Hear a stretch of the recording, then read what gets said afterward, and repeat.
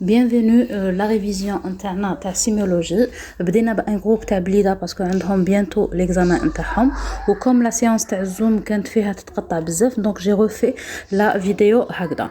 La première question اللي درناها c'est la triade de Virchow, le thrombus يندار avec des lésions endothéliales avec une hypercoagulation et عندنا une turbulence في le flux sanguin. الثرومبوس يقدر يكون artériel, يقدر يكون veineux, يقدر يكون capillaire, يقدر يكون au niveau du cœur. Donc concernant la triade de Virchow, ça concerne les veines. Ça veut dire la réponse fausse, il y a la thrombophilie. C'est vrai que c'est un facteur de risque, mais ça ne fait pas partie de la triade de Virchow. Donc la deuxième question, le zoom, c'est le débit cardiaque. Les qulna عنده علاقة هو déjà la définition تاعو c'est le volume sanguin éjecté par minute par le cœur. Augmenter avec l'effort, c'est tout à fait normal, c'est la contractilité. Augmenter avec la fréquence cardiaque, oui, parce que le débit cardiaque, tu sais, oui, la fréquence cardiaque fois le volume d'éjection systolique. Ou aussi une limite de 120. La fausse augmente parallèlement avec l'augmentation du volume télédiastolique et télésystolique. C'est ce qu'on appelle la précharge et la post-charge. Donc la précharge, il y a tout le volume télédiastolique qui يبدا به le cœur la contraction. C'est ce qu'on appelle la précharge, اللي جايه en amont.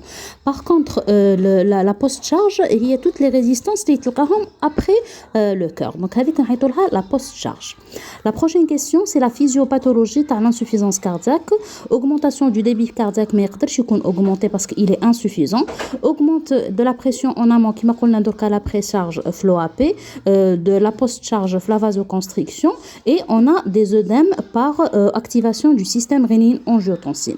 D'ailleurs, les œdèmes à l'insuffisance cardiaque, ils sont blancs, indolores, prenant le godet et déclive. Donc, faites la question, la réponse fausse, il y a inflammatoire B.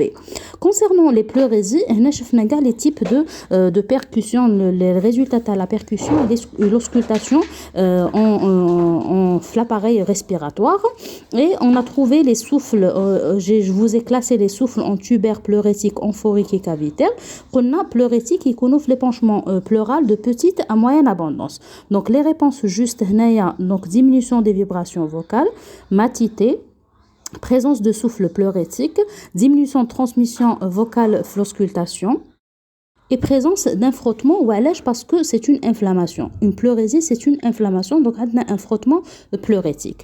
Concernant le pneumothorax, c'est toujours une diminution les vibrations vocales et la transmission vocale l'auscultation, allège parce que qu'il y a un obstacle, mais on a un tympanisme la percussion, ou on a les frottements, ou on a le souffle pleurétique. Donc on a le B ou le H ou D. Voilà.